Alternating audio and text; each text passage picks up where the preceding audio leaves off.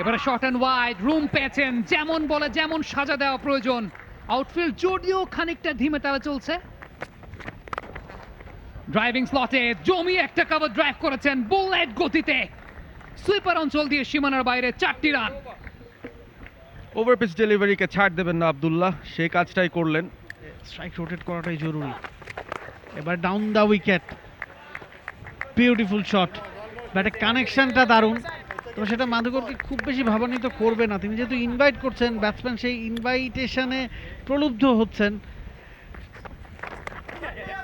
Good shot, late কাট করেছেন, fielder কিচ্ছু করতে পারবেন না, দৌড়ে লাভ নেই। বল সীমানার বাইরে, 4টি রান। এই বল তার আগে নাবিল ডিজার্ভ করেন তিনি, তবে হবে না।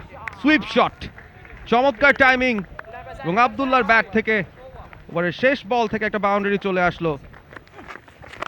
এবারে স্টেপ আউট করে একেবারে বলারের মাথার উপর দিয়ে সোজা সীমানার উপরে আছড়ে পড়েছে 6টা রানের জন্য আব্দুল্লাহ।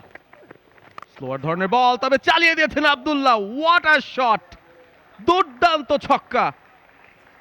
50 উদযাপন আব্দুল্লাহর ব্যাট থেকে, একটা ধারালো 6, এবং সেখান থেকেও তার 50টাও তিনি পেয়ে গেলেন।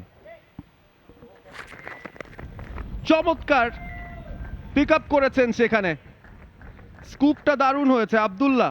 ইম্প্রোভাইজেশন, ইনোভেশন সবকিছু ছিল এই শটে।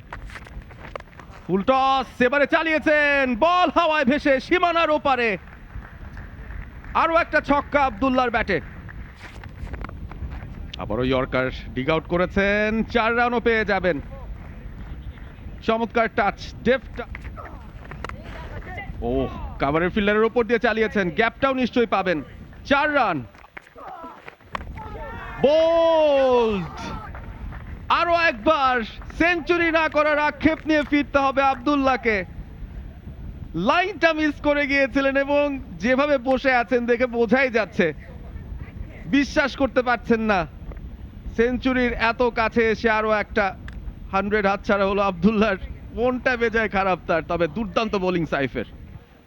আমার মনোসংযোগের একটু ঘাটতি, সময় মতো তিনি বলের লাইনে যেতে পারেননি। কি শট খেলেন আমি ঠিক বুঝলাম না। তিনি কিন্তু খুব সহজে এটা কাভার, এক্সট্রা কাভারের দিকে খেলতে পারতেন একটা সিঙ্গেলসের জন্য, এবং শেষ বল তিনি স্ট্রাইকটা রোটেট করে আবার কিন্তু নিজের কাছে স্ট্রাইকটা রাখতে পারতেন।